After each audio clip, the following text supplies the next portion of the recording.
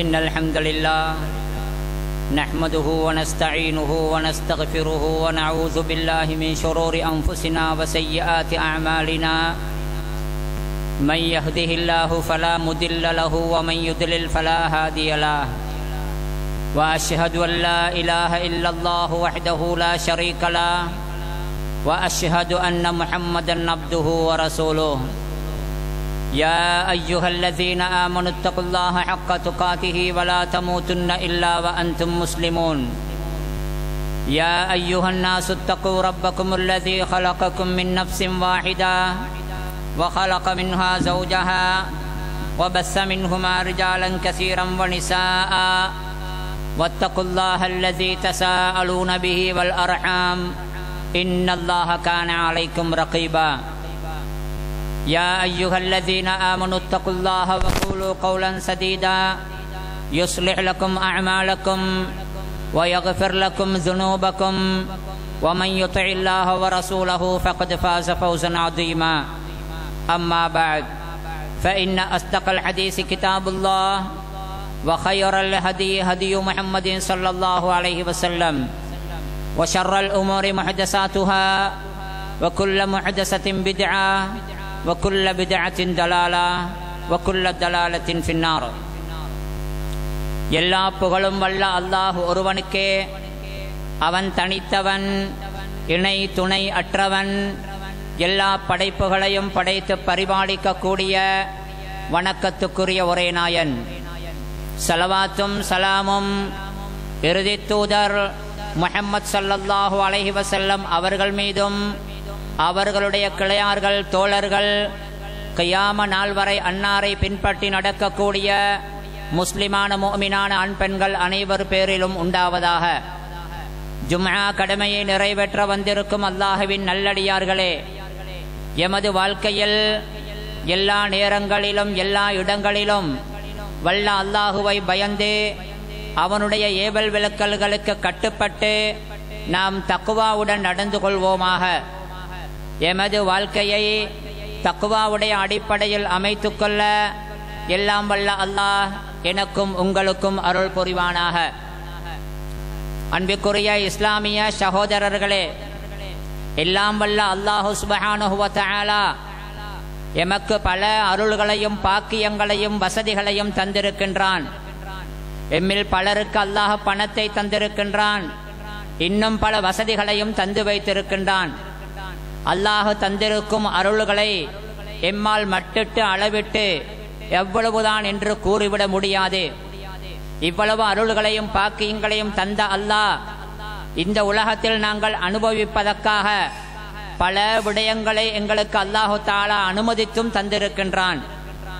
ஆனால் எமக்கு வசதிகளையும் பல விடயங்களை அனுபவிக்க பாவிக்க அனுமதியையும் தந்திருக்கும் அல்லாஹ் எமது இந்த அருள்களை இந்த வசதிகளை எப்படி செலவழிக்க வேண்டும், எதில் செலவழிக்க வேண்டும், எந்த அளவு செலவழிக்க வேண்டும் என்பதெல்லாம் இவை பற்றியெல்லாம் எமக்கு தெளிவை தந்திருக்கின்றான். எந்த விதத்தில் செலவழிப்பது கூடாது, என்னென்ன வழிகளில் என்ன அளவுகளில் செலவழிப்பது கூடுமானது என்பது எல்லாம் எமக்கு தெளிவாக அல்லாஹுவினால் சொல்லித்தரப்பட்டிருக்கின்றன. செலவழிப்பது எமக்கு அல்லாஹ் தந்த அருள்களை நாங்கள் அனுபவிப்பது சம்பந்தமாக சொல்லும் பொழுது அல்லாஹு தஆலா அதில் சிக்கனமாக உலோபித்தனம் இல்லாமல் செலவழிக்க வேண்டும் என்று சொல்லுவதைப் போலவே அதில் வீண்விரயம் செய்யக்கூடாது என்பதையும் மிகவுமே வலியுறுத்தி அல்லாஹு தஆலா எச்சரித்து வைத்திருக்கின்றான். எமது பணங்களை நாங்கள் செலவழிப்பதாக இருக்கட்டும், அல்லது எமது வாழ்க்கைக்கான பல வசதிகளை நாங்கள் ஏற்படுத்திக் கொள்வதாக அல்லது அனுபவிப்பதாக இருக்கட்டும், எந்த ஒன்றிலும் எல்லை மீறக்கூடிய வீண் விரயம் என்பது முற்றிலும் தடுக்கப்பட்ட ஒன்று. அது அல்லாஹுவினால் வெறுக்கப்பட்ட ஒன்று என்பதை மிக தெளிவாக இஸ்லாம் சொல்லி வைத்திருக்கின்றது. மதிப்புக்குரிய சகோதரர்களே, விரயம் பண்ணுவது வீண் பண்ணுவது என்பது மார்க்கத்தில் மாத்திரமல்ல கூடாது என்று சொல்லப்பட்டிருக்கின்றது. பொதுவாகவே விரயம் பண்ணுவது கூடாது என்பதை எல்லோருமே சொல்லுகிறார்கள். இன்றைக்கு எமது இலங்கை நாட்டின் அரசாங்கத்தை கூட எடுத்துக்கொள்ளுங்கள். அண்மைய சில நாட்களுக்கு முன்னால் மின் பாவனைகளில் மேலதிகமான மின் விளக்குகளை குறிப்பிட்ட சில மணித்தியாலங்கள் அணைத்து அரசாங்கத்துக்கு நீங்கள் சேமிப்பை சிக்கனத்தை ஏற்படுத்தி உதவுங்கள் என்று அரசாங்கமே எம்மிடம் வேண்டுகோள் விடுத்திருந்தது. அந்த அளவுக்கு மின்சாரமாக இருக்கட்டும், நீராக இருக்கட்டும், இன்னும் பல விடயங்களாக இருக்கட்டும், நாட்டு மக்கள் அதில் வீண்விரயம் செய்யக்கூடாது, அதை சிக்கனமாகவும் பக்குவமாகவும் பாவிக்க வேண்டும் என்று அரசாங்கமே எம்மிடத்தில் கேட்டுக்கொள்ளுகின்றது.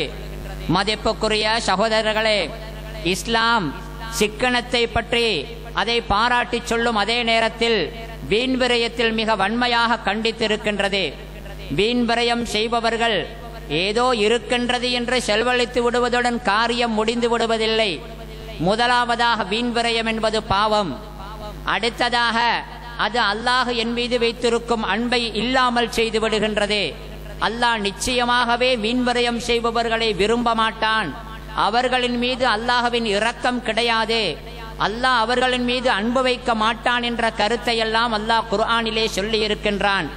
அது மட்டும் அல்ல, யாரெல்லாம் விரயம் செய்கின்றார்களோ, வீணாக செலவு செய்கின்றார்களோ, வீணாக ஆடம்பர வாழ்க்கைகளில் ஈடுபடுகின்றார்களோ, அவர்கள் ஷைத்தானின் சகோதரர்கள்.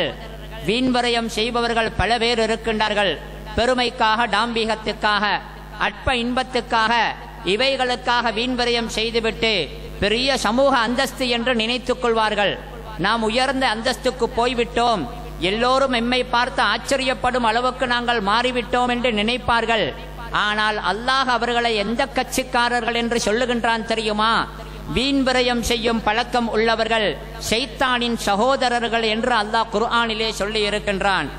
மதிப்புக்குரிய சகோதரர்களே, வீண்விரயம் நடப்பது என்பது எமது சமூகத்தில் நாங்கள் பரவலாக காணக்கூடிய ஒரு தவறாக இருக்கின்றது. வீண்விரயம் சமூகத்தின் நோய். தனிப்பட்ட எம்முடைய வாழ்க்கையில், பலருடைய வாழ்க்கையில் பல சந்தர்ப்பங்களில் நமக்கு தெரிந்தோ தெரியாமலோ விரயம் நடைபெறுகின்றது. வீண்விரயம் நடப்பதன் மூலமாக பாவம் கிடைக்கும், அல்லாஹ்வின் கோபம் கிடைக்கும் என்பது மட்டுமல்ல, எமது பொருளாதாரம் சீரில்லாததாக மாறிப்போய் விடுகின்றது. வருமானம் கொஞ்சமாயிருக்கின்றதா அதிகமாயிருக்கின்றதா என்பதை விட உனது செலவு முறை எப்படி இருக்கின்றது என்பது மிக முக்கியமானது. எம்மில் பல பேரை நாங்கள் பார்க்கின்றோம், அவர்களுக்குரிய வருமானம் சராசரியானது.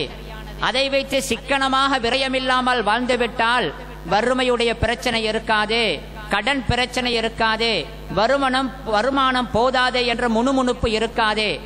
ஆனால் பல பேர் பொருளாதார பிரச்சனை, வருமானம் குறைவு என்றெல்லாம் அங்கலாய்த்துக் கொள்வதற்கு பெரும்பாலும் தேடி பார்த்தால் காரணம் வரும் வருமானத்தை விட கூடுதலான விரயமான வீணான செலவினங்கள் அவர்களிடத்தில் இருப்பதை நாங்கள் பார்க்கின்றோம். வீண் விரயம் பொருளாதாரத்தை நாசப்படுத்தி விடுகின்றது, அல்லாஹ்வின் தண்டனையை கொண்டு வந்து விடுகின்றது. மதிப்புக்குரிய சகோதரர்களே, எம் எல்லோருக்குமே தெரியும் விரயம் செய்யக்கூடாது, வீண் செய்யக்கூடாது என்பதை நாம் எல்லோருமே தெரிந்து வைத்திருக்கின்றோம். ஆனால் வீண் விரயம் இஸ்ராப் என்றால் என்ன, எங்கே நடக்கின்றது என்று கேட்டால் நாம் நினைத்து கொண்டிருக்கின்றோம் பணக்காரர்கள் பெரிய அளவில் டாம்பிகமாக ஆடம்பரமாக வீணாக அவர்கள் விருந்துகளையும் கல்யாணங்களையும் நடத்துகின்றார்களே, அதில் மாத்திரம்தான் விரயம் இருப்பதாக நாங்கள் நினைக்கின்றோம். பாருங்களேன், இன்னாரை இவ்வளவு பெரிய சாப்பாட்டையும் இவ்வளவு பெரிய விருந்தையும் அவர் ஏற்பாடு செய்தாராம், அதில் நிறைய குப்பையில் கொட்டப்பட்டதாம், என்ன வீண்விரயம் செய்கின்றார் என்று ஆச்சரியமாக பேசுகின்றோம். பள்ளியிலும் பொது இடங்களிலும் நீர் குழாய்கள் திறந்து விடப்பட்டு அங்கே நீர் வீணாக ஓடும் பொழுது அதை பார்த்து இது இஸ்ராப், இது வீண்விரயம் என்று சொல்லி நாங்கள் அதை குறையாக பேசுகின்றோம். ஆனால் நன்றாக சிந்தித்து பார்த்தால் நானும் தான் நீங்களும் தான் எம்மில் பலருடைய தனிப்பட்ட வாழ்க்கையில், எமது உடையில், இன்னும் பல பாவனைகளில், எமது உணவு விடயத்தில், இன்னும் எமது வீட்டு தளபாடங்கள் விடயத்தில், நாம் பாவிக்கும் பல பொருள்களின் விடயத்தில் பணத்தை சரியாக திட்டமிட்டு செலவழிக்காமல் நாங்கள் கையாளும் வழிகளில் பல இடங்களில் பல வழிகளில் வீண் விரயம் எம்மால் நடந்து கொண்டுதான் இருக்கின்றது, நாங்கள் உணர்ந்தோ அல்லது உணராமலோ. மதிப்புக்குரிய சகோதரர்களே, வீண் விரயம் என்றால் என்ன, அந்த வீண் விரயத்தின் பாரதூரங்கள் என்ன, அந்த வீண் விரயம் நடப்பதற்கு வாய்ப்பாயிருக்கும் துறைகளும் விடயங்களும் என்ன என்ன, எந்தெந்த விடயங்களில் அதிகமாக விரயம் நடக்கின்றது, அந்த விரயங்கள் நடப்பதற்கான வீண் விரய பழக்கம் வருவதற்கான காரணங்கள் என்ன, அதை இல்லாமல் செய்வதற்கான வழிகள் என்ன என்பதை பற்றி சுருக்கமாக இன்றைய ஹுத்பாவில் நாங்கள் விளங்குவதற்கு முயற்சி செய்வோம். அன்பிற்குரிய சகோதரர்களே, இஸ்ராப் எம் எல்லோருக்கும் தெரிந்த ஒரு அரபு பதம். அது எம் எல்லோருக்கும் அதன் அர்த்தமும் தெரியும். இஸ்ராப் என்ற வீண்விரயத்துக்கு நாங்கள் சொல்லும் இந்த பதம் இருக்கின்றதே, இஸ்ராப் என்றால் அரபு மொழியில் அதற்கு என்ன அர்த்தம் தெரியுமா? எந்த ஒரு விடயத்திலும் குறிப்பிட்ட எல்லையை மீறுவது. அதற்குரிய எல்லையும் அதற்குரிய அளவும் இருக்க அதை மீறுவதற்கு இஸ்ராப் என்று பேர். அது செயலாக இருக்கட்டும் அல்லது பேச்சாகத்தான் இருக்கட்டும். பேச்சாக இருந்தாலும் அளவாக அளந்து பேச வேண்டும் என்றுதான் இஸ்லாம் சொல்லுகின்றது. தேவையே இல்லாத விடயங்களில் பேசுவதும் வீணான பேச்சுக்களில் ஈடுபடுவதும் அதையும் இஸ்லாம் இஸ்ராஃபாகத்தான் கணக்கெடுக்கின்றது. கொள்கையாக இருக்கட்டும், எல்லையுண்டு இருக்கின்றது, இதைத்தான் நம்ப வேண்டும், இப்படித்தான் நம்ப வேண்டும் என்று அந்த எல்லை மீறப்பட்டு அல்லாஹ் மறுக்கப்படுவதும் குஃப்ரு ஷிர்க் போன்ற அகீதாக்கள் வருவதும் அதை கூட இஸ்லாம் ஒரு பார்வையில் இஸ்ராஃப் என்றுதான் சொல்லுகின்றது. சில அல்லாஹ்வை மறுத்தவர்களை பற்றி அல்லாஹ் சொல்லும் பொழுது அவர்களை முஸ்ரிஃப்கள், இஸ்ராப் செய்பவர்கள் என்று அல்லாஹ் சொல்வதாக எனக்கு ஞாபகம். மதிப்புக்குரிய சகோதரர்களே, இஸ்ராப் என்பது எந்த ஒன்றிலும் எல்லை மீறுவது. அதிலும் குறிப்பாக எமது பணங்களை நாங்கள் செலவழிப்பது, அல்லாஹ் தந்திருக்கும் வளங்களை நாங்கள் செலவழிப்பது, அந்த விடயத்தில் எல்லை மீறுவது குறிப்பாக இஸ்ராப் என்று அடையாளப்படுத்தப்படுகின்றது. மதிப்புக்குரிய சகோதரர்களே, எமக்கு இருக்கக்கூடிய வளங்களையும் பாக்கியங்களையும், குறிப்பாக அல்லாஹ் தந்த சொத்தையும் செல்வத்தையும் பணத்தையும் நாங்கள் செலவழிக்கும் பொழுது அதில் 2 விதமான தவறான வழிகளில் செலவு நடக்கின்றது. 2 விதமான தவறான வழிகளில் செலவு நடக்கின்றது. ஒன்று, எதற்காக செலவழிக்க வேண்டுமோ அதற்காக செலவழிக்காமல் பாவமான காரியங்களுக்கு செலவழித்து விடுகின்றோம். அது ஒன்று. அடுத்தது, பாவமான காரியம் அல்ல, அல்லாஹ் அனுமதித்தது தான், அல்லாஹ் எங்களுக்கு அனுமதித்த ஒன்றுதான், ஆனால் அதில் அல்லாஹ் விதித்த எல்லையை மீறி நாங்கள் அளவுக்கு அதிகமாக செலவு செய்து விடுகின்றோம். இந்த இரண்டுமே வீண்விரயத்தை சேர்ந்ததுதான். செலவழிக்க கூடாத விடயங்களில் செலவழிப்பதும் அல்லாஹ் தடுத்த ஹராமான அம்சங்களில் செலவழிப்பது இருக்கின்றதே, அதுவும் இஸ்ராஃப் தான். அல்லாஹ் அனுமதித்தவைகளில் எல்லை மீறி செலவழிப்பது இருக்கின்றதே, அதுவும் இஸ்ராஃப் தான். அல்லாஹ் அனுமதிக்காதவைகளில் செலவு செய்வது என்றால் ஹராமான விடயங்களில் செலவு செய்வது, பல்லாயிரக்கணக்கான ரூபாய்களை வீணாக்குவது மாத்திரம்தான் இஸ்ராஃப் அல்ல. புகை பிடிக்கக்கூடிய, சிகரெட் பிடிக்கக்கூடிய ஒருவன் ஒரு சிகரெட்டுக்காக ஒரு 15-20 ரூபாவை செலவழிப்பது இருக்கின்றதே, அந்த 15 ரூபாவும் முழுக்க முழுக்க வீண் விரயம்தான். ஹராத்துக்காக பாவமான வழிகளில் கொஞ்சத்தை செலவு செய்தாலும் அவ்வளவுமே வீண் விரயமானதுதான். அதே போன்றுதான் ஹலாலான வழிகளில் கூட அளவுக்கு மீறி செலவழிப்பது. எம்மை பொறுத்தவரையில் எமது பண விடயத்தில், பொருளாதார விடயத்தில் 2 பிழைகள். ஒன்று அல் ஜஹ்லு பி மவாக்கிஇல் ஹுகூக், அடுத்தது அல் ஜஹ்லு பி மகாதீரில் ஹுகூக். எந்த இடத்தில் செலவு செய்ய வேண்டும், எந்த விடயத்தில் செலவு செய்ய வேண்டும் என்பதில் தவறி விடுகின்றோம். தடுக்கப்பட்ட பாவமான காரியங்களுக்காக பணம் விரயமாக்கப்படுகின்றது. அடுத்தது மகாதீருல் ஹுகூக், எவ்வளவு செலவு செய்ய வேண்டும் என்பதை நாங்கள் தெரியாமல் இருந்து விடுகின்றோம், அளவுக்கு மீறி செலவழித்து விடுகின்றோம். இந்த இரண்டுமே இஸ்ராஃபை சேர்ந்தது என்பதை நாங்கள் கவனத்தில் கொள்ள வேண்டும். அல்லாஹ் அல் குர்ஆனிலே வீண் விரயம் கூடாது, அதை நீங்கள் விட்டுவிடுங்கள், அதை விட்டும் ஒதுங்கிக் கொள்ளுங்கள் என்பதை சொல்லும் பொழுது என்ன சொல்லுகின்றான் தெரியுமா? வலா துபத்திர் தபதீரா, நீங்கள் வீண் விரயம் செய்ய வேண்டாம். இன்னல் முபத்திரீன கானு இஹ்வான ஷயாத்தீன், வீண் விரயம் செய்பவர்கள் ஷைத்தானை சார்ந்தவர்கள், அவர்கள் ஷைத்தானின் சகோதரர்கள். வகான ஷைத்தானு லிரப்பிஹி கஃபூரா, ஷைத்தான் எப்படிப்பட்டவன் தெரியுமா? தன்னை படைத்த நாயனையே மிக மறுத்தவன் அவன் என்று அல்லாஹ் அல் குர்ஆனிலே சொல்லுகின்றான். மதிப்புக்குரிய சகோதரர்களே, நாங்கள் இப்பொழுது பார்ப்போம், எமது அன்றாட வாழ்க்கையில், எமது சமூகத்தில், எம் மத்தியில் வீண்விரயம் நடக்கும் பல விஷயங்கள் இருக்கின்றன. அதிகமாக அதில் வீண்விரயம் நடக்கும் விஷயங்கள், அந்த துறைகளை, அந்த விடயங்களை ஒவ்வொன்றாக கொஞ்சம் நாங்கள் விளங்க முயற்சிப்போம். வீண்விரயம் நடக்கும் அம்சங்களில் ஒன்றுதான் சாப்பாடு குடிப்பு விடயங்களிலே. விருந்துகள், சாப்பாடுகள் என்று வந்துவிட்டால் அதில் மிக அதிகமாக வீண்விரயம் நடப்பதற்கு வாய்ப்பு இருக்கின்றது. அதனால் தான் அல் குர்ஆனிலே அல்லாஹ் வீண்விரயத்தை தடுத்து அது வேண்டாம் என்று சொல்லும் பல இடங்களிலே உணவு குடிப்பை பற்றி சொல்லி இருக்கின்றான். உண்ணுங்கள் குடியுங்கள், குலு வஷ்ரபு வலா துஸ்ரிஃபு, சாப்பிடுங்கள் குடியுங்கள், ஆனால் வீண் விரயம் மாத்திரம் செய்து விடாதீர்கள். அழகான பழத்தோட்டங்களை தந்திருக்கின்றோம், அந்த பழத்தோட்டங்களிலிருந்து நீங்கள் சாப்பிடுங்கள், ஆனால் வீண் விரயம் செய்து விடாதீர்கள் என்று அங்கும் அல்லாஹ் சொல்லுகின்றான். உணவை குடிப்பை பற்றி, அல்லாஹ் தந்திருக்கும் உணவு வகைகளை அனுபவிப்பதை பற்றி சொல்லும் பல இடங்களில் அல்லாஹ் வீண் விரயத்தை சுட்டி காட்டுகின்றான். காரணம் என்ன தெரியுமா?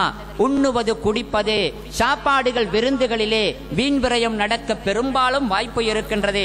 அதனால் தான் அல்லாஹு தஆலா அந்த விடயத்தில் அதை குறித்து சொல்லுகின்றான்.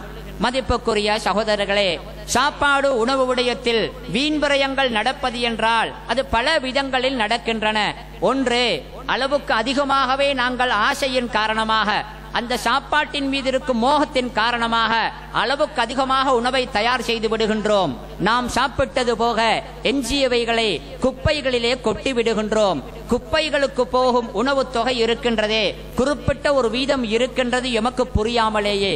ஒவ்வொரு நாளும் எமது வீட்டின் குப்பைகளை சேர்த்து ஒரு பேக்கிலே போட்டு குப்பை சேகரிக்க வருபவர்களுக்கு நாங்கள் போடுவோமே, அதை நன்றாக பார்த்தால் அதில் 10 வீதம் அல்லது 20 வீதம் கூட சில நேரத்தில் எமது வீட்டில் சமைக்கப்பட்ட உணவுகளில் எஞ்சியவைகள் அதில் இருக்கும்.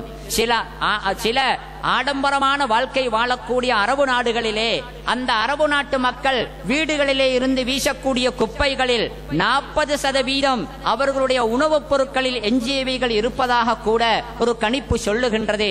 அந்த அளவுக்கு குப்பைக்கு போகும் உணவு பெரும் தொகையாக இருப்பதை நாங்கள் பார்க்கின்றோம். எம்மிடத்தில் கூட அந்த பழக்கம் இல்லாமல் இல்லை. உணவு விடயத்திலே வீண் விரயம் என்று வரும் பொழுது, ஒன்று, குப்பைகளுக்கு வீணாக உணவை கொட்டும் அளவுக்கு அதிகமாக உணவை வாங்குவது, தயார் செய்வது. அது மட்டும் அல்ல, உணவை உண்ணும் பொழுது சிந்தாமல் சிதறாமல் பேணி கவனமாக உண்ணாமல் கண்டபடி அங்குமிங்கும் சிதறி உண்ணுவது, அதுவும் வீண் விரயத்தில் உள்ளதுதான். ஒரு மணி சோறாக இருந்தாலும் கூட, கொஞ்சம் உணவாக இருந்தாலும் கூட, அது அல்லாஹ் தந்த ரிஸ்க். அந்த கொஞ்சம் கொஞ்சமான அளவை சேர்த்து பார்த்தால் அது ஒரு பெரிய தொகையா இருக்கும். அந்த ஒரு படி உணவுக்கு கூட வழியில்லாமல் ஏங்கக்கூடிய ஏழைகள் பல பேர் இருக்கின்றார்கள் என்பதை நாங்கள் பல சந்தர்ப்பங்களில் நினைக்காமல் விட்டு விடுகின்றோம். நபி அவர்கள் எவ்வளவு அழுத்தி சொன்னார்கள் தெரியுமா? நீ சாப்பிடும் பொழுது உனது சாப்பாட்டிலிருந்து ஏதாவது உணவு கீழே விழுந்து விட்டால் அந்த உணவை நீ திரும்பி எடுத்து அதில் பட்டிருக்கும் அழுக்குகளையும் ஊத்தைகளையும் அகற்றிவிட்டு அதை நீ சாப்பிட்டு விடு. கீழே விழுந்திருக்கக்கூடிய சோறு, பான் போன்றவைகளை திரும்பி எடுத்து அதில் ஏதாவது அழுக்கப்பட்டிருந்தால் அதை அப்புறப்படுத்தி நீ அதை சாப்பிட்டு விடு. வலா ததஉ லிஷைத்தான், அதை ஷைத்தானுக்கு சாப்பாடாக நீ கொடுத்து விடாதே என்று நபி அவர்கள் சொன்னார்கள். மதிப்புக்குரிய சகோதரர்களே, இப்படி சிதறியும் வீணடித்தும் நாங்கள் சாப்பிடும் பழக்கம் எமது வீடுகளில் நிறைய இருக்கின்றன. அதே போன்று அளவுக்கு அதிகமாக சாப்பாடுகளை தயார் செய்து அதை குப்பைக்கு வீசுவதும் இருக்கின்றது. ஆடம்பரமான விருந்து வைபவங்களை ஏற்பாடு செய்து அதில் உணவுகள் வீணடிக்கப்படுவதும் இருக்கின்றது. உணவு விடயத்திலே, குடிப்பு விடயத்திலே இஸ்ராஃப் என்று வரும் பொழுது நாங்கள் பெரும்பாலும் நினைப்பது இதைத்தான். உணவை வீசுவது அல்லது சிதறி தின்னுவது, அங்குமிங்கும் அதை கண்டபடி வீசுவது, இது மாத்திரம்தான் இஸ்ராஃப் என்று நினைக்கின்றோம். அப்படியல்ல, அதுவும் இஸ்ராஃப் தான். சாப்பாட்டு விடயத்தில் இஸ்ராஃப் என்பது இன்னும் ஒரு விதத்திலும் வரலாம். எப்படி தெரியுமா வரலாம்? அளவுக்கு அதிகமாக நாமே சாப்பிட்டு விடுவது, அதுவும் இஸ்ராஃப் தான், அதுவும் வீண் விரயம் தான். நாமே உண்ணும் பொழுது அளவுக்கு அதிகமாக, தேவைக்கு அதிகமாக உண்ணுவது இருக்கின்றதே, அதுவும் உணவு விடயத்தில் வீண் விரயத்தில் ஒன்றுதான் என்பதை நாங்கள் கவனத்தில் கொள்ள வேண்டும். எம்மில் பலருடைய வீடுகளில் நாங்கள் பார்க்கலாம், ஏதாவது உணவு அதிகமாக இருந்தால் சொல்லுவார்கள், எப்படியாவது சாப்பிட்டு முடித்து விடுங்கள். ஒரு விருந்திலே, ஒரு சகனிலே பல பேர் உட்கார்ந்து விட்டால் கொஞ்சம் எஞ்சக்கூடிய மாதிரி வாய்ப்புகள் தென்பட்டால் எப்படியாவது சாப்பிட்டு முடித்து விடுவோம் என்று தொண்டைக்குழி வரைக்கும் நிரம்ப அதை சாப்பிடுவார்கள். இவர்களது எண்ணம் என்ன தெரியுமா? வீசுவது மாத்திரம் தான் வீண் விரயம். அப்படி இல்லாமல் எவ்வளவு முடியுமோ அவ்வளவு எப்படியாவது வயிற்றுக்குள் தள்ளிவிட்டால் வீண் விரயம் இருக்காது என்று நாங்கள் நினைக்கின்றோம். ஆனால் எமது தேவைக்கு அதிகமாக நாம் வயிறு முட்ட தின்னுவது இருக்கின்றதே, சாப்பிடுவது இருக்கின்றதே, அதுவும் வீண் விரயத்தில் ஒன்றுதான்.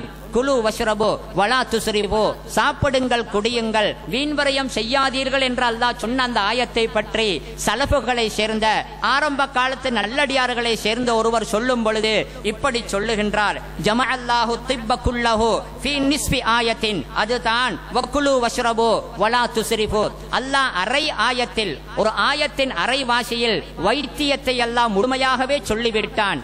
அல்லாஹ் அல் குர்ஆனில் ஒரு ஆயத்தின் அரைவாசியில் வைத்தியத்தை முழுமையாகவே சொல்லிவிட்டான் என்று சொல்லி இந்த ஆயத்தை ஓதி காட்டினார்கள். அதுதான் சாப்பிடுங்கள் குடியுங்கள் ஆனால் வீண்வரையம் செய்யாதீர்கள் என்று. உண்மையிலேயே நாம் நன்றாக யோசித்து பார்த்தால் எமது உணவு இருக்கின்றதை நாம் சாப்பிடுவது அது உடலுக்கு அளவாகத்தான் இருக்க வேண்டும்.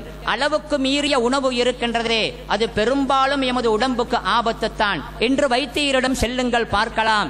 ஏதாவது ஒரு நோய்க்கு அந்த வைத்தியர் பெரும்பாலும் எம்மிடத்தில் கேட்கும் கேள்விகளில் ஒன்று எமது உணவை பற்றியதாக இருக்கும், உணவு பழக்க வழக்கங்களை பற்றியதாக இருக்கும். கண்டபடி உண்ணுவதும் அதிகமாக உண்ணுவதும் பெரும்பாலும் எமக்கு உதவுவதை விட, எமது உடம்புக்கு உதவுவதை விட டாக்டர்கள் வாழ்வதற்குத்தான் உதவ போகின்றது என்று ஒரு அறிஞர் கூறியிருக்கின்றார். அது உண்மைதான் போலும். நாம் அதிகமாக ஆசையின் காரணமாக வயிறு முட்ட கண்டபடி கண்டதையெல்லாம் சாப்பிடுகின்றோமே, அந்த சாப்பாடு அதன் மூலமாக எமது உடம்புக்கு நன்மை சேர்வதை விட அதனால் பெரும்பாலும் நோய்கள் ஏற்பட்டு அதனால் டாக்டர்கள் தான் வருமானம் பெறுகின்றார்கள் என்பதுதான் உண்மை.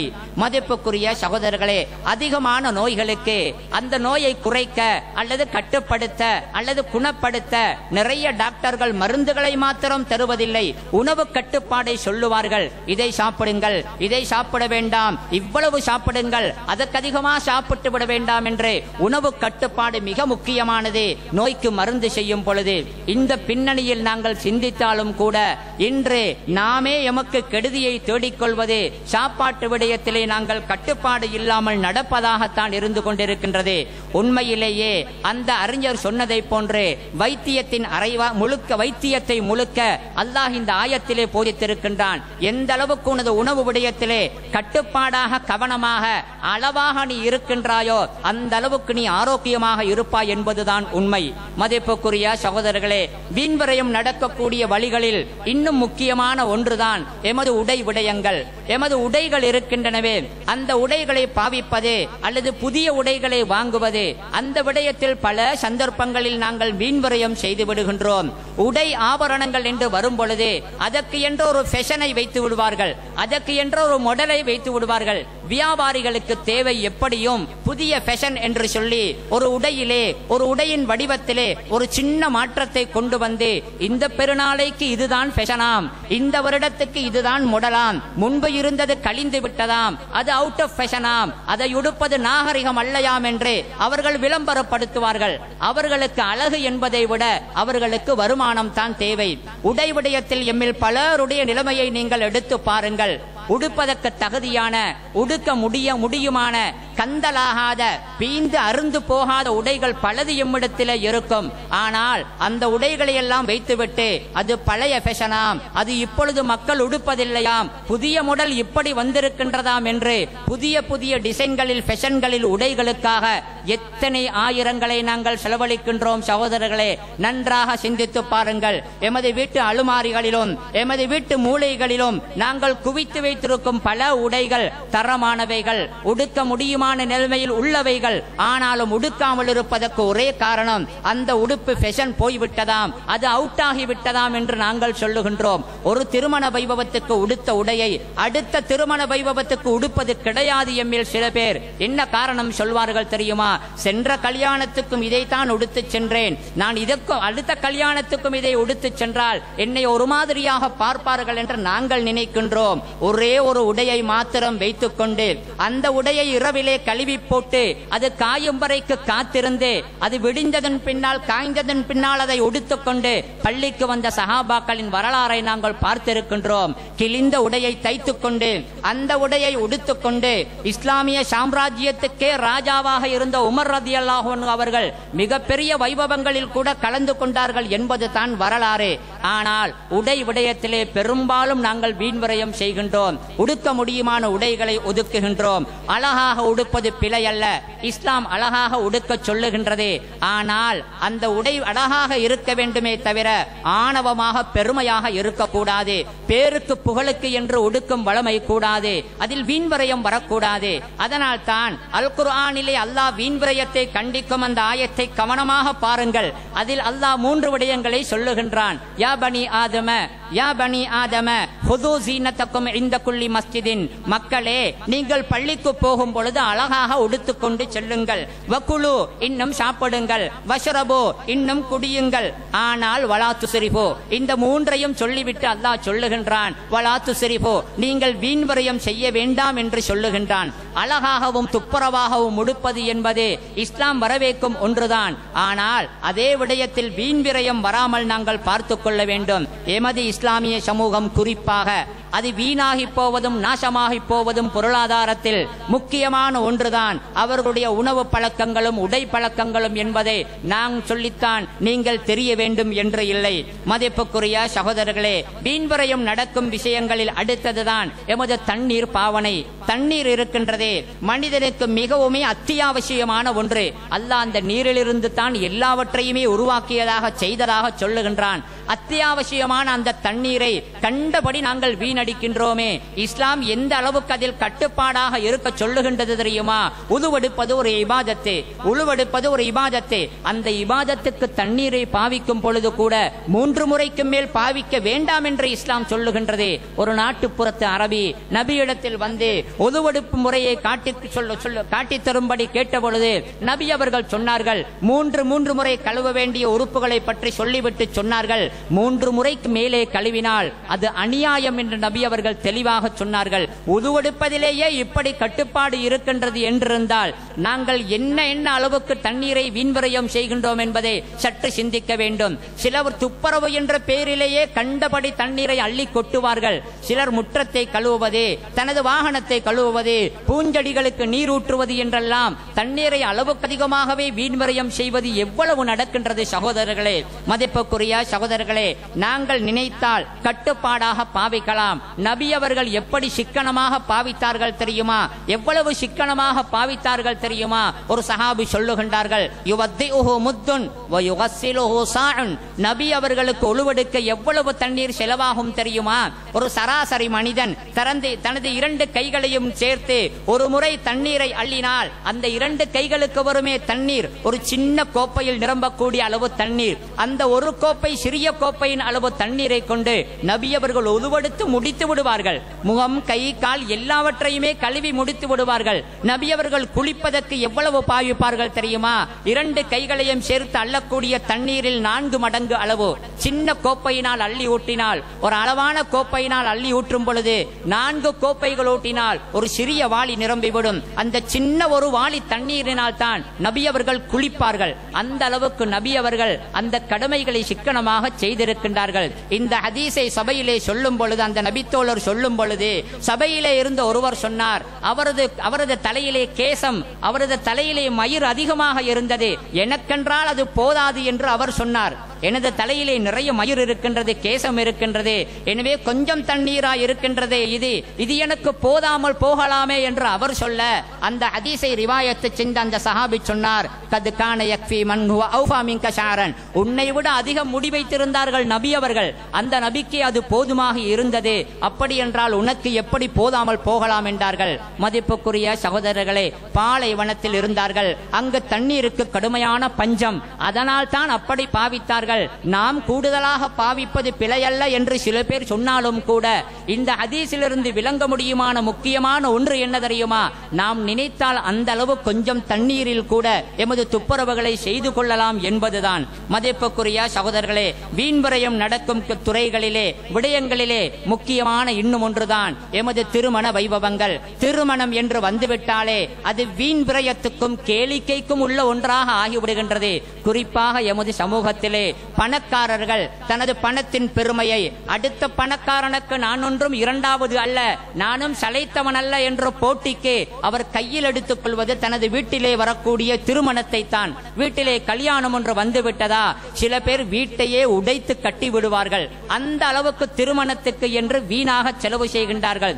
திருமணத்தின் வீண்வரையம் என்பது விருந்தில் மாத்திரம் முடிவது அல்ல.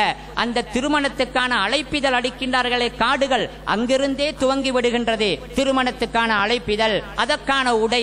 திருமணம் செய்வது ஒரு ஆணும் பெண்ணும் தான். அவர்கள் ஏதோ ஒரு புது உடையை உடுத்து அவர்கள் தன்னை அலங்கரித்துக் கொள்வது என்பது வேறு. திருமணம் வந்துவிட்டால் அந்த வீட்டிலே இருக்கக்கூடிய அவர்களது சொந்த பந்தங்கள் எல்லோருமே பெருநாளை போன்று உடை வாங்குவார்கள். அதிலும் கூட ஆடம்பரமான அநியாயமான உடைகளை வாங்குவதையும் அந்த உடைகளுக்காக சில பேர் கடன் படுவதையும் கூட நாங்கள் காணுகின்றோமே. விருந்து என்று வந்துவிட்டால் என்ன ஆச்சரியமான வீண்வரையும் நடக்கின்றது சகோதரர்களே, நாம் கண்கூடாக பார்க்கின்றோம் தானே. விருந்து வைபவங்கள், குறிப்பாக திருமணங்கள், வீண்வரையும் நடப்பதற்கு வாய்ப்பான இடங்களில் ஒன்றாக இருக்கின்றது. திருமணத்துக்கு வாங்கப்படும் பொருட்களில் இருந்து, அந்த மணப்பெண்ணுக்கு போடப்படும் அந்த ஆபரணங்களில் இருந்து, அந்த மணப்பெண்ணுக்காக தயார் செய்யப்படக்கூடிய ஏனைய தளபாடங்களில் இருந்து எல்லாவற்றிலுமே வீண்வரையம் தான் அதிகமாக நடக்கின்றது.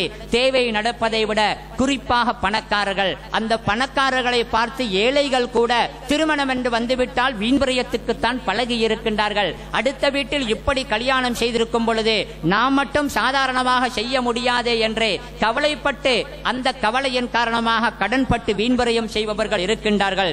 மதிப்புக்குரிய சகோதரர்களே, வீண்வரையம் நடக்கக்கூடிய வழிகளில் இன்னும் ஒன்றுதான் எம்மிடத்திலே இருக்கக்கூடிய உல்லாசமான ஆடம்பரமான வாழ்க்கைக்கான பேராசை. லக்ஸரி வாழ்க்கை வேண்டும், எந்த ஒன்றும் ஆடம்பரமாக இருக்க வேண்டும், எந்த ஒன்றும் தாம்பிகமாக இருக்க வேண்டும் என்பதற்காக நாம் பாவிக்கும் வாகனங்கள், எமது கைகளிலே இருக்கக்கூடிய கையடக்க தொலைபேசிகள், நாம் உடுக்கும் உடைகள், எமது வீட்டில் இருக்கக்கூடிய வீட்டுக்கான ஃபெசிலிட்டிஸ் என்று சொல்லக்கூடிய வசதிகள், இன்னும் எமது வீடுகளை கட்டக்கூடிய முறைகள் என்று அடுக்கிக் கொண்டே போகலாம். அந்த அட்டவணையை பல விடயத்தில் அடிப்படையில் எமது தேவையை நிறைவேற்றுவதற்குரிய முறைக்கு அப்பால் சென்று அடுத்தவர் பார்த்து பெருமையாக கதைக்க வேண்டும் என்பதற்காக நாங்கள் பெரும்பாலும் வீண்வரையம் செய்கின்றோம். மதிப்புக்குரிய சகோதரர்களே, ஹேண்ட்போன்களை எடுத்து பாருங்கள். ஏழை பணக்காரன் என்ற வித்தியாசம் இல்லாமல் எல்லோரது கையிலும் இருக்கின்றது. சிலரை பார்த்தால் அவருடைய வருமானத்துக்கு மிஞ்சிய ஹேண்ட்போனை வைத்திருக்கின்றார்கள். காரணம், மாடல்களின் மீது இருக்கக்கூடிய ஆசை. புதிய வேஷனாம், ஆக பிந்தி வந்த லேட்டஸ்ட் மாடலாம், அதில் நிறைய ஆப்ஷன்களாம், பல வசதிகளாம் என்று சொல்லிக்கொண்டு கடன்பட்டு ஆடம்பரத்துக்கு வாங்குகின்றார்கள். ஆச்சரியம் என்ன தெரியுமா? அதில் சில பேருக்கு அந்த போனில் பேசுவதை தவிர வேறு ஒன்றுமே தெரியாது. போன் புதியது என்பதற்காக பாவிக்கின்றாரே தவிர, நிறைய வசதியுள்ளது என்று சொல்லுகின்றாரே தவிர, பல பேர் அந்த வசதிகளை பாவிப்பதும் கிடையாது. அது அவர்களுக்கு தெரியாதும் கூட. இப்படி பல சந்தர்ப்பங்களில் எம்மினால் வீண்வரையும் நடக்கின்றது. பெண்களை எடுத்துக்கொண்டாலும் கூட வீட்டுக்கு தளபாடங்கள் வாங்குவதில் பெருமைக்காக பேராசைக்காக நிறைய வீண்வரையம் செய்கின்றார்கள். அவர்கள் சமையல் அறையிலே வீண்வரையம் நடக்காமல் இருப்பதற்கான பொறுப்பு அந்த பெண்களுக்கு இருக்கின்றது. நிறைய கல்யாண வீட்டுகளிலே அதிகமாக வீண்வரையங்களை ஆண்கள் செய்வதற்கு அந்த பெண்களுடைய நச்சரிப்பும் தொல்லையும் தான் காரணமாக இருக்கின்றது.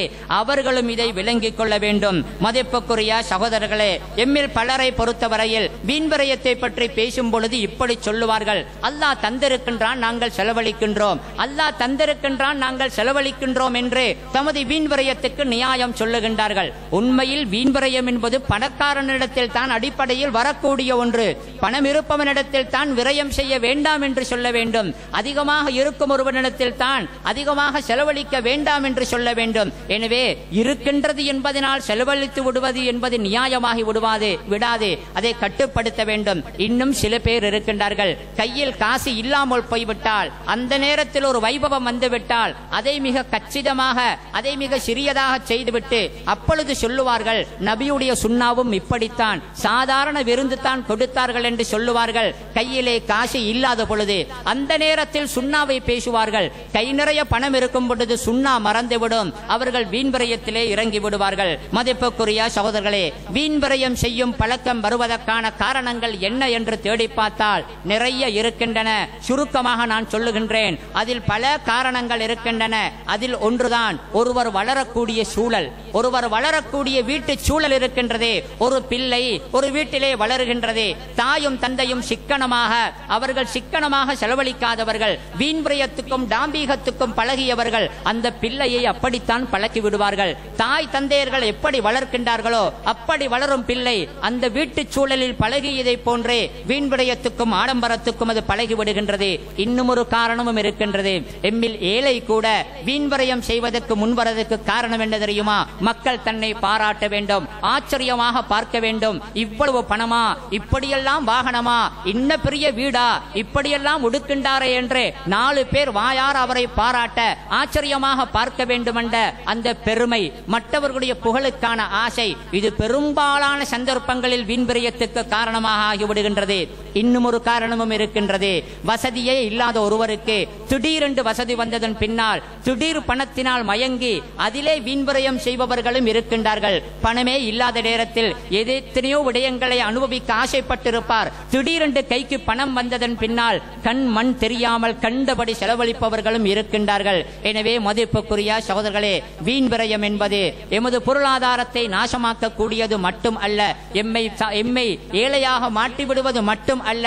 பணமே இருந்தாலும் எமக்கு குறையாது என்று இருந்தாலும் கூட அல்லாஹ்வின் கோபத்தை கொண்டு வரக்கூடிய ஒன்று. பல தண்டனைகளையும் பிரச்சனைகளையும் எமது வாழ்க்கைக்கும் சமூகத்துக்கும் கொண்டு வரக்கூடியது ஒன்று என்பதை நாங்கள் விளங்கி அல்லாஹ் எமக்கு அனுமதித்திருக்கின்றானே, அல்லாஹ் அழகாக எமக்கு அனுபவிக்க சொல்லி இருக்கின்றானே, அந்த விதங்களில் எமது வாழ்க்கையை நாங்கள் அனுபவித்துக் கொள்ள எல்லாம் வல்ல அல்லாஹ் எமக்கு அருள் புரிவானாக. வ ஆகிரு தஅவானா அனில் ஹம்துலில்லாஹி ரப்பில் ஆலமீன்.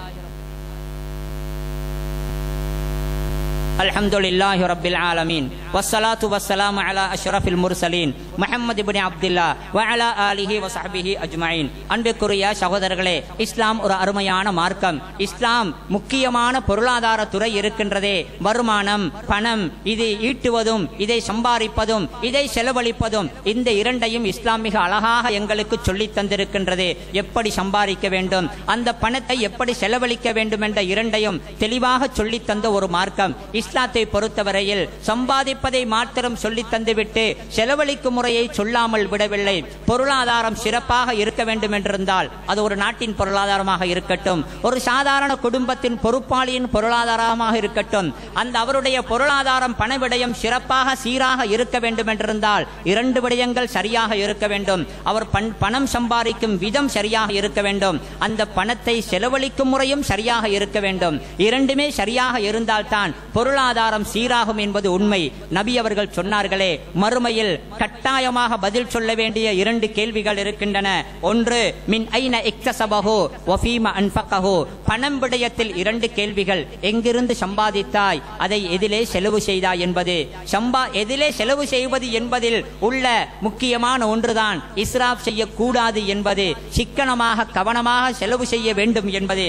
மதிப்புக்குரிய சகோதரர்களே, இஸ்லாம் எதிலுமே ஒரு நடுநிலையான மார்க்கம்.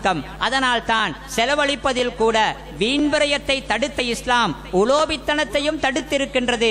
வீண்விரயம் செய்ய வேண்டாம் என்று சொன்ன இஸ்லாம் கஞ்சத்தனம் பண்ணுவதையும் உலோபித்தனம் பண்ணுவதையும் கூட தடுத்துத்தான் வைத்திருக்கின்றது. கஞ்சத்தனம் பண்ணுவதும் கூடாது, அளவுக்கு மீறி செலவழிப்பதும் கூடாது, அளவாக சிக்கனமாக செலவழிப்பதுதான் நல்லது என்று இஸ்லாம் சொல்லுகின்றது. நபி அவர் அல் குர்ஆனிலே அல்லாஹ் சொல்லுகின்றான், நல்லடியார்கள் எப்படி இருப்பார்கள் தெரியுமா?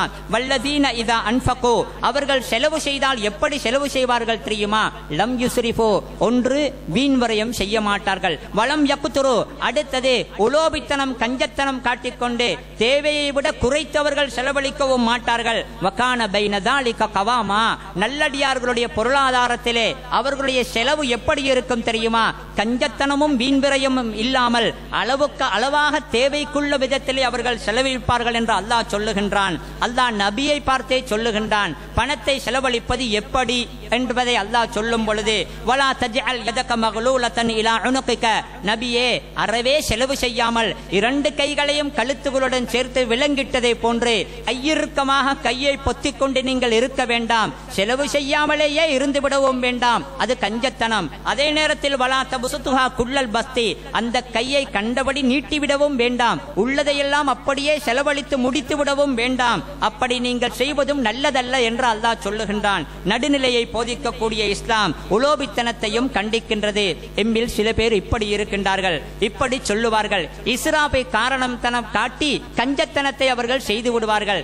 ஏதாவது ஒன்றுக்கு என்ன செலவழிக்கவில்லையா, இதற்கு கொடுக்கவில்லையா, எடுக்கவில்லையா, உடுக்கவில்லையா என்று கேட்டால் வேண்டாம், கூடாது, இஸ்ராப் கூடாதல்லவா, வீண்விரயம் பிழை அல்லவா, அதனால் நான் இதற்கெல்லாம் கொடுக்கவோ இப்படியெல்லாம் செய்யவோ மாட்டேன் என்று சொல்லுவார்கள். தேடி பார்த்தால் அது இஸ்ராப் அல்ல, அவரது கஞ்சத்தனம், உலோபித்தனத்துக்காக இஸ்ராபை காரணம் காட்டி தப்பிக்கொள்வார்கள்.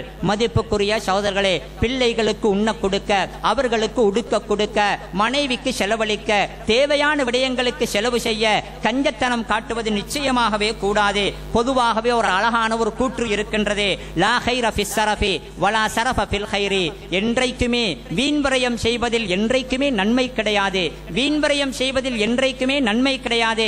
நல்ல காரியங்களுக்கு செலவழிப்பதிலே வீண்விரயம் என்று ஒன்று கிடையாது, நல்ல காரியங்களுக்கு செலவழிப்பதிலே வீண்விரயம் என்று ஒன்று கிடையாது. எம்மில் சில பேர் இருக்கின்றார்கள், நல்ல காரியங்களுக்காக அவர்களிடத்திலே வசூலுக்கு போனால், ஏதாவது ஒன்று கேட்டு போனால் அதில் மிக துல்லியமாக கணக்கு பார்ப்பார்கள், சதக்கணக்கையும் பார்ப்பார்கள், குறைந்த அளவை தான் கொடுப்பார்கள், மற்றதை அடுத்த பணக்காரரிடத்திலே ஹாஜியாரிடத்திலே கேட்டுக்கொள்ளுங்கள் என்று சொல்லுவார்கள்.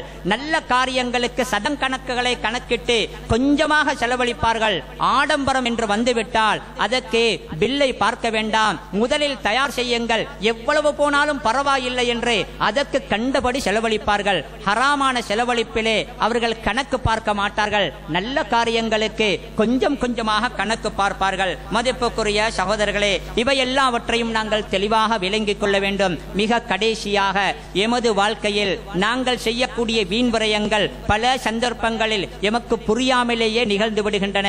கொஞ்சம் தான் என்றிருந்தாலும் கூட நன்றாக நாங்கள் யோசித்து பார்த்தால் அந்த கொஞ்சமாக வீண்விரயம் செய்யும் தொகையை நாங்கள் சிறுக சிறுக சேமித்து பார்த்தால் அது பெரிய தொகை. அதனால் பெரிய நல்ல காரியங்களை செய்து விடலாமே.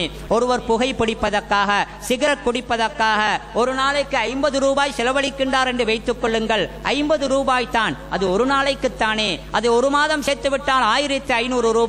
அதனால் எங்களுக்கு ஏதாவது ஒரு சதகாவை ஒரு நல்ல காரியத்துக்கு செலவிடலாம் தானே.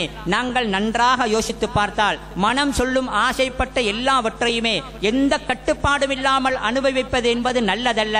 எம்மை கட்டுப்படுத்த நாங்கள் தெரிந்து கொள்ள வேண்டும். நாங்கள் எங்களை கட்டுப்படுத்தி நாங்கள் செலவு செய்வோம் என்றிருந்தால் எமது மிச்சப்படுத்தக்கூடிய அந்த பணத்தினால் பலதை எங்களுக்கு செய்யலாம். நான் கடைசியாக ஒன்றை சொல்லி முடித்துக் கொள்ளுகின்றேன். அண்மையில் ஒரு அரபு நாட்டிலிருந்து வரக்கூடிய சஞ்சிகையிலே ஒரு அழகான ஒரு செய்தி சொல்லி இருந்தார்கள். சிக்கனத்தை பற்றி, வீண்விரயம் கூடாது என்பதை பற்றி, சிக்கனம் பண்ணினால் சேமித்தால் அதில் எவ்வளவு சாதிக்கலாம் என்பதை பற்றி ஒரு அழகான சம்பவத்தை சொல்லி இருந்தார்கள். ஒரு ஊரிலே ஒரு பள்ளி கட்டப்பட்டிருக்கின்றது.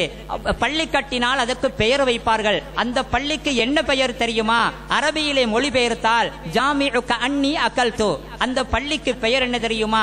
கஅன்னி அகல்து, எனக்கு சாப்பிட்டதை போன்று இருக்கின்றது, நான் சாப்பிட்டதாக வைத்துக் கொள்கின்றேன் என்றுதான் அதுக்கு பெயர்.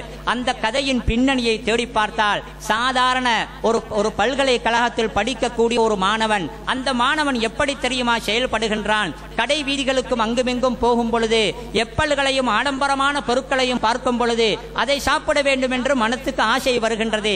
ஆனால் அடிப்படை தேவையான உணவை மாத்திரம் உண்டுவிட்டு எப்பல் தின்ன ஆசையா, அல்லது ஆடம்பரமான பெரிய பெரிய பிஸ்ஸா ஹட்டுகளுக்கு போய், மெக்டொனால்ட்ஸ்களுக்கு போய் பெரிய பெரிய உணவுகளை சாப்பிட ஆசை வருகின்றதா? அந்த மாணவன் என்ன செய்கின்றார் தெரியுமா? சாப்பிட ஆசை வந்ததன் பின்னால் ஏதோ சாப்பிட்டதை போன்று இருக்கின்றது என்று சொல்லி மனதை கட்டுப்படுத்தி மனதை தேற்றிக்கொண்டு அந்த உணவுக்கான சல்லியை ஒரு உண்டியலிலே போட்டு சேமித்து விடுகின்றார். சிறுக சிறுக ஒரு பொருளை கண்டு ஆசைப்பட அளவுக்கு அதிகமாக மேலதிகமான உண்டு.